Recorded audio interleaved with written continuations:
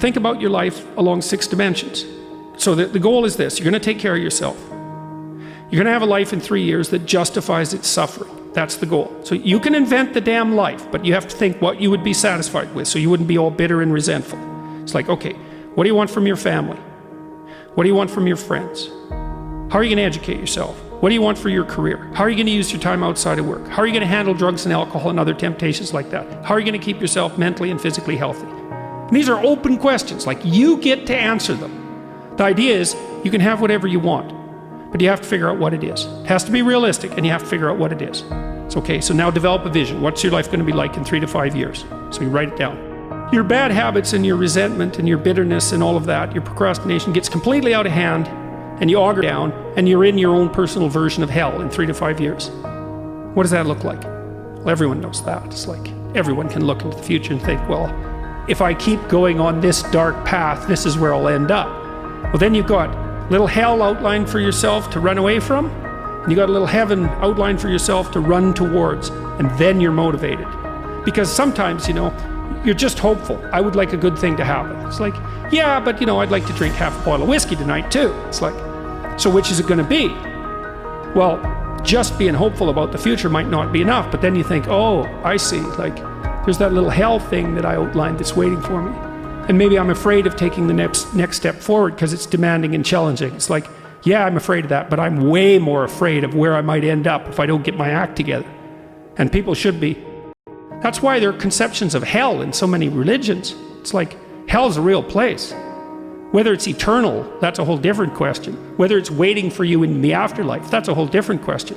But if you've never met anyone in hell, you haven't lived very long. You haven't had your eyes open.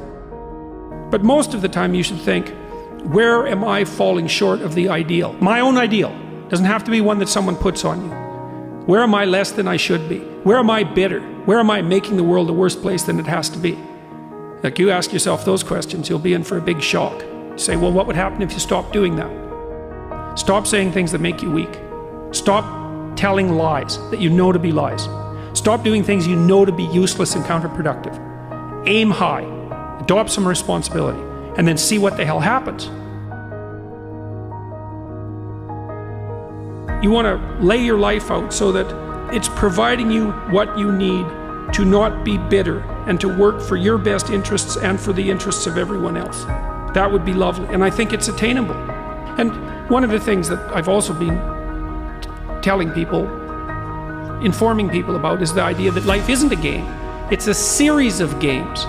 And the right ethic is to be the winner of the series of games.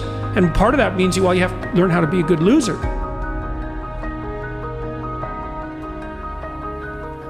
Let's say that you can pick your level of competition in life to some degree.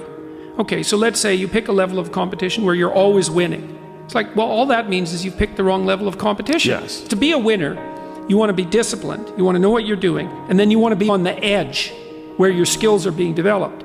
And if you're going to be on the edge where your skills are going to be developed, you're at a place where losing is always a possibility, because otherwise you're not pushing yourself beyond your current capacity. One of the things that I've outlined in 12 Rules for Life is a theory of meaning.